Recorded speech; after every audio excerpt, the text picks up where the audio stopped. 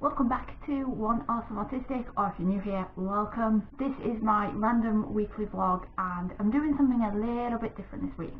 I'm going to tell you a little story about a cat named Jones. This beautiful little ginger cat turned up about a year ago.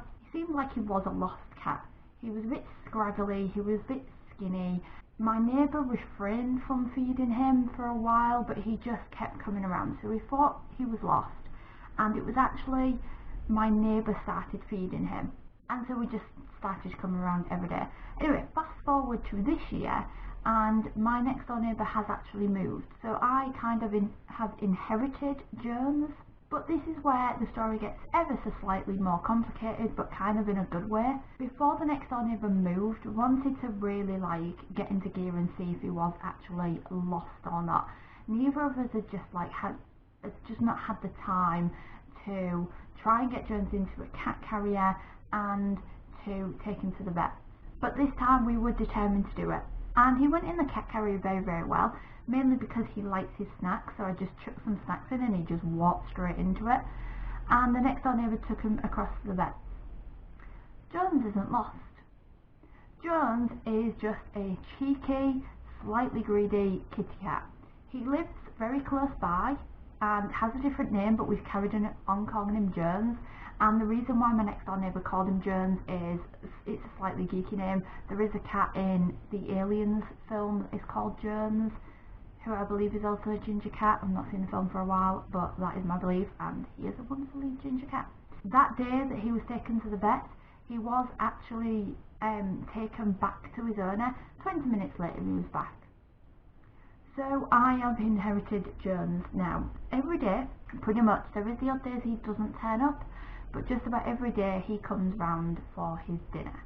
I'm actually unsure whether it is Jones's choice or not to be out all day, but he does seem to be kicked out of his house all day and not let back in until late at night, because there have been days when he has hung around from morning until night time. He's still been out there at like 8-9 o'clock when it's been like winter and cold. So I don't know what his living situation is, and because of like data protection and whatnot, we couldn't find out where his owner was. But particularly through lockdown, as much as I love my kitty and he gives me a lot of solace and gave me a nice routine throughout the day, also having Jones not only gave me a little bit more routine, but it was also an excuse to get a bit of fresh air as well and actually get to outside the house rather than spending days and days and days just in bed. I would often get up and check to see if Jones was outside, and when I feed him I tend to sit out there with him, so I get a good 10 to 15 minutes of fresh air every day thanks to Jones. It has been quite beneficial for my health, physically and mental, to actually have him in my life.